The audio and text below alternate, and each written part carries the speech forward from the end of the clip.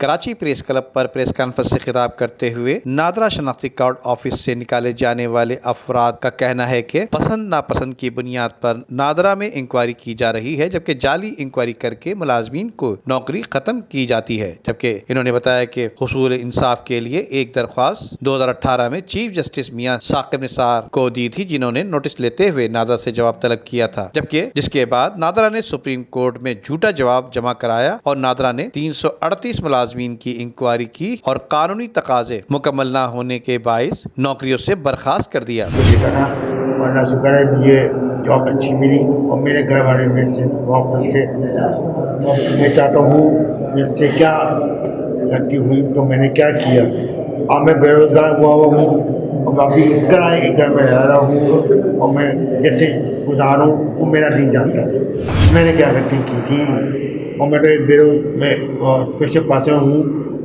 اور مجھے جاب یہ ملی تھی اور میری عمر اب 50 سے ہونے والی ہے۔ ہاں میں کیا کروں، میں اپنا گھر کیسے چلاؤں؟ میرا نام محمد رضا خان ہے اور میں نادرا بحالی تحریک کا کنوینر ہوں۔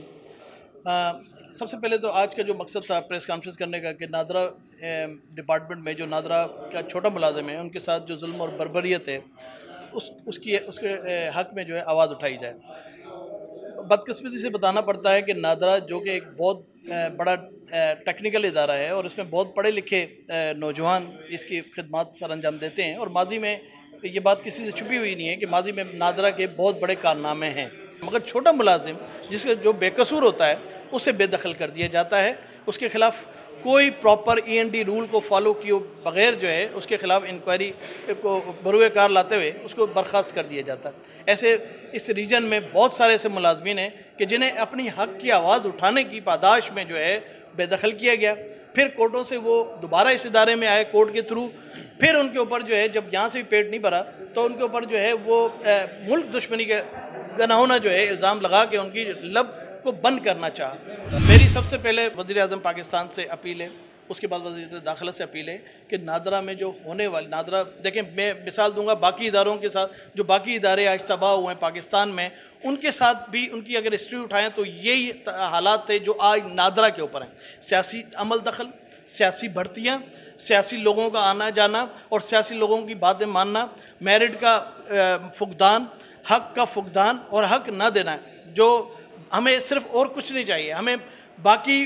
جو وفاق کے ادارے ہیں ان کی ایکویلنس چاہیے، ان کی برابری چاہیے، اور کچھ نہیں چاہیے ہمیں۔ جبکہ نادرا کے متاثرین کا صدر پاکستان، وزیر اعظم Imran Khan, chief justice of Pakistan سمیت chairman NADRA brigadier retired Khalid Latif سے اپیل کی ہے کہ ہمیں صفائی کا موقع دیا جائے اور غیر جانبدار طریقے سے تحقیقات کرائی جائے۔